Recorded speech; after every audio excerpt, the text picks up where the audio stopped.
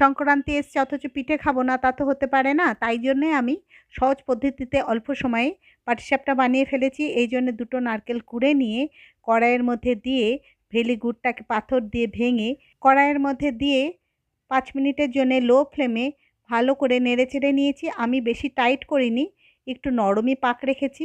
এদিকে আমি পাটিসাপটার জন্যে একটা পাত্রের মধ্যে 1 কাপ চাল গুঁড়ো, তার হাফ কাপ ময়দা আর তারও হাফ কাপ নিয়েছি আমি সুজি, হাফ কাপ নেবো চিনি। বেশি চিনি দিলে পাটিসাপটা প্যান থেকে ওঠানো একটা সমস্যা হয়ে যায়। আর এর মধ্যে অল্প সামান্য লবণ দিয়ে ভালো করে মিশিয়ে 2 কাপ দুধ দিয়ে একটা ব্যাটার বানিয়ে নেবো। 10 মিনিটের জন্য ঢেকে রেখে ব্যাটারটা ঘন হয়ে গেলে আরও অল্প জল দিয়ে একটা পাতলা ব্যাটার বানিয়ে নেবো। এদিকে প্যান বসিয়ে ঘি ব্রাশ করে ব্যাটারটা হাতার সাহায্যে হালকা হাতে গোল করে নিয়ে ওপর দিয়ে নারকেলের পুর দিয়ে দেবো।